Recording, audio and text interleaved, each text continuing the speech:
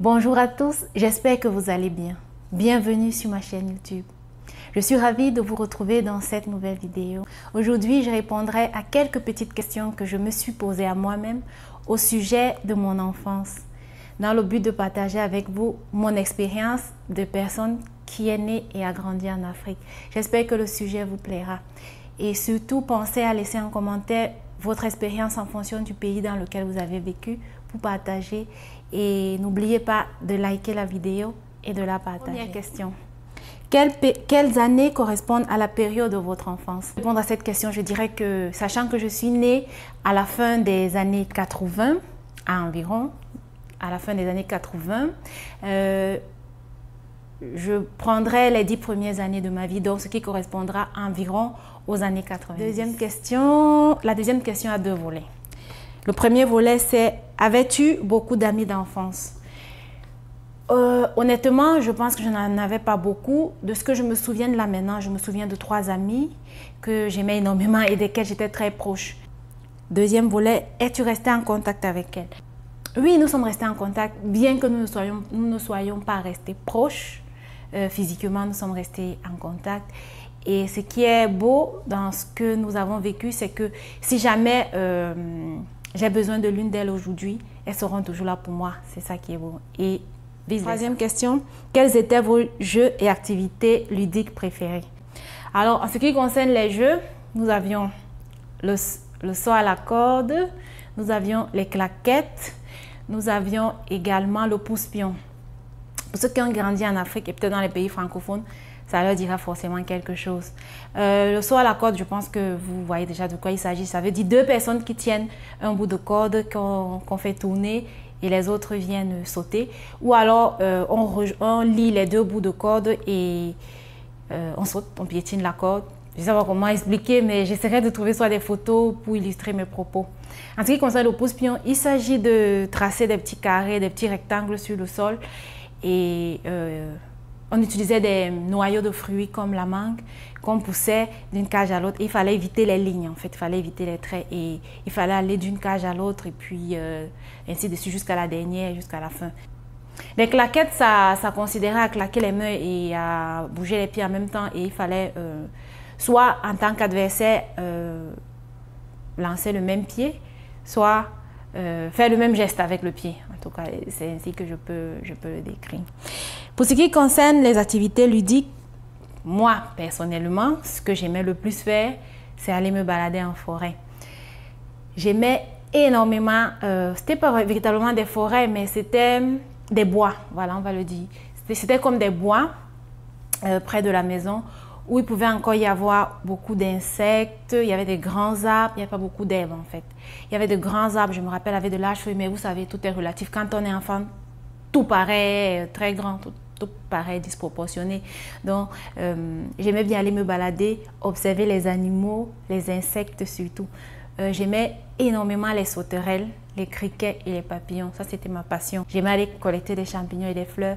Et avec mes amis, ce qu'on faisait comme activité, on allait chercher des mangues, on allait chercher des goyaves, bref, des petits fruits dans les bois. Question, quels étaient vos goûters et petits déjeuners préférés? Je voudrais préciser que si je regarde vers le bas, je regarde tout simplement mon petit bloc-notes sur lequel j'ai noté les questions. Alors, pour ce qui est du petit déjeuner ou du goûter, parce que quand on allait à l'école en général, l'école commençait à 7h30 et se terminait, enfin, dans la petite enfance, on faisait une école à mi-temps. Ça veut dire qu'on allait le matin à 7h30, si j'ai bonne mémoire, et on revenait à midi et on repartait à 13h30 pour revenir à 17h, je crois bien.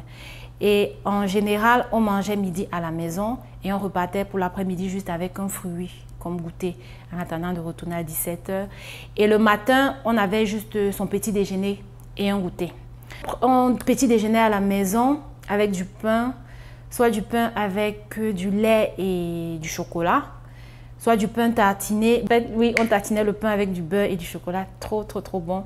Ou on pouvait tartiner également le pain avec du pâté de foie de bœuf. Ça, c'était les options que nous avions dans ma famille, précisément, je dois le dire. Donc, voilà ce qu'on avait. Et en général, ce que les parents faisaient, c'était chez nous. On te divisait ton pain en 2 morceaux. Tu prenais un au petit déjeuner, l'autre morceau, on te le mettait dans le sac comme goûter. Ah, aussi, j'allais oublier. Un autre goûter qu'on aimait bien, c'était les beignets. Et qu'on pouvait avoir les beignets farine. Il y a une recette même des beignets là sur la page, si vous voulez aller faire un tour, pour celles qui seraient intéressées, à base de farine de blé. Il y avait également des beignets à base de farine de maïs et les beignets à base de farine de manioc. Pour les beignets à base de farine de maïs, on ajoutait également de la banane. Et pareil pour ceux à base de farine de manioc, si j'ai bonne mémoire. De toute façon, on avait soit du pain tartiné comme goûter, soit on avait des beignets que les parents mettaient dans le sac, ou alors on te remettait une petite pièce là de 25 ou 50 francs pour que tu puisses t'acheter tes beignets une fois à l'école. Et aussi à l'école, pour se désaltérer, on avait ce qu'on appelait des sucettes. C'est un peu comme des petites glaces avec du colorant et du sucre en général. Bon, il y en avait qui contenaient du yaourt. Dans l'école primaire où moi je suis allée, il y avait également des dames qui venaient vendre des fruits noirs. Trop bons. Les fruits de baobab, j'allais oublier. Le lait maïs. C'était de la farine de maïs qu'on grillait, on ajoutait du lait et puis on ajoutait du sucre. Cinquième question, quels étaient tes repas traditionnels préférés? J'ai le souvenir d'un mets traditionnel que ma mère faisait. Il s'agit du coquille. C'est des pois avec le germe noir. Je ne sais pas, en anglais on dit black eyed peas. Je ne sais pas si vous avez déjà, si vous connaissez ça, mais c'est comme des petits pois, mais ils ne sont pas verts, au contraire, ils sont blancs. Et à l'endroit où se trouve le germe, c'est comme une tache noire. Donc, c'est ça, ces haricots-là qu'on trempe dans de l'eau pour ramollir et puis on en fait une pâte. Oui, un peu comme quand on fait avec les pois chiches, on en fait une pâte et ensuite on ajoute de l'huile rouge et du sel. Et on en bat dans des feuilles de banane. Aussi la banane malaxée, c'est juste de la banane qui n'est pas encore mûre et qu'on fait cuire avec du beurre de cacahuète, des épices et tout ça. Sixième question, quels étaient tes meilleurs moments en famille? Donc là, je vais me limiter à 2 moments que j'aimais particulièrement. C'était les soirs quand papa et maman rentraient du travail et qu'ils rapportaient des arachides fraîches. Bon, quand c'était la saison des arachides ou du maïs. Enfin, les 2 saisons se rencontrent. On faisait cuire le maïs et les arachides et on regardait soit le foot le soir avec papa, enfin avec toute la famille, soit on regardait des dessins animés. Bref, on se mettait un bon petit programme là le soir.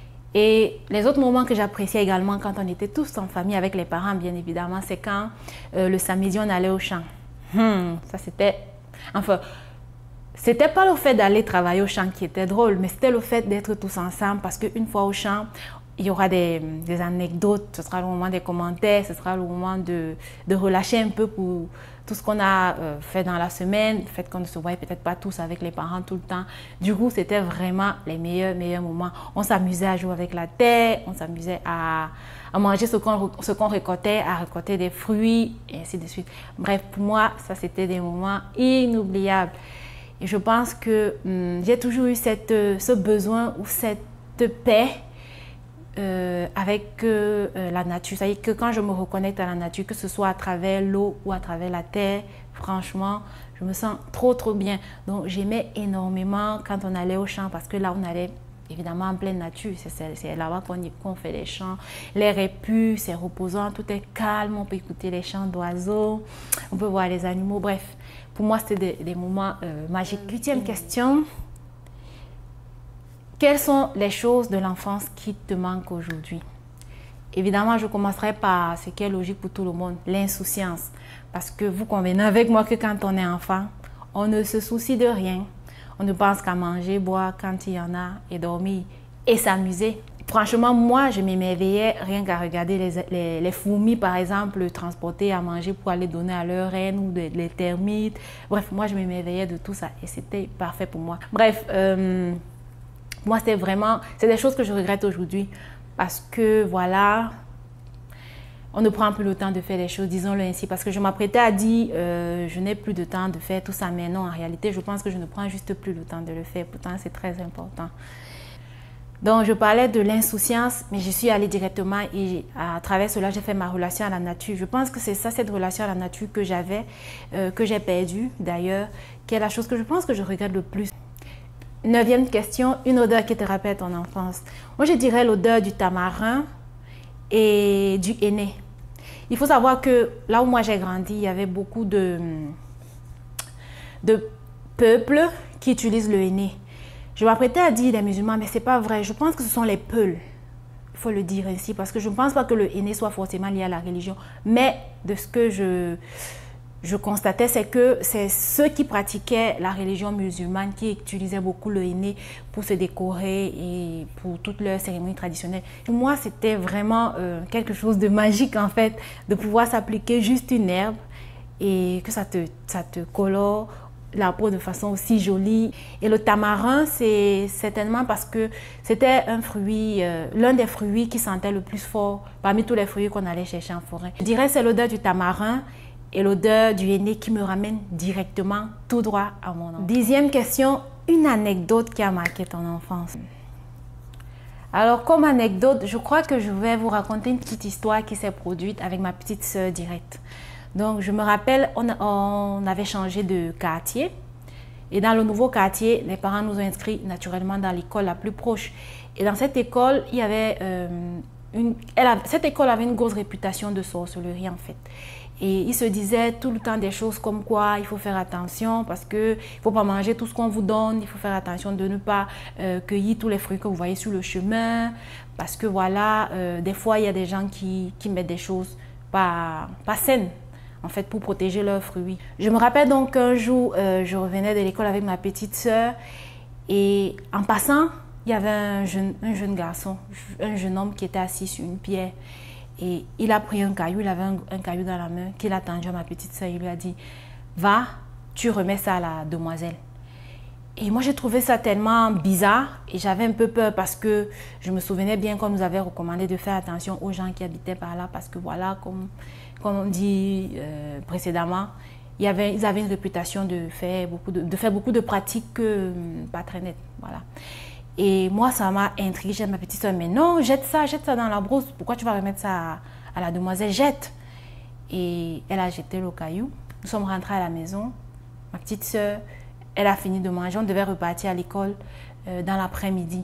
Nous sommes allés nous coucher. Mais je ne sais pas comment ni par quoi. Je me retourne, je vois ma petite soeur, je me rends compte que le blanc de ses yeux monte. Ça veut dire qu'elle ne dort pas, mais elle faisait un bruit bizarre. Et là, je surssaute, je crie, je m'avais cherché la voisine. Bref, je suis allée chercher de l'aide. On est venu et elle était là, elle convulsait carrément, alors qu'elle n'avait fait aucune fièvre, rien du tout. Moi, j'ai rien compris. On l'a amenée à l'hôpital et heureusement, on a réussi à la ramener.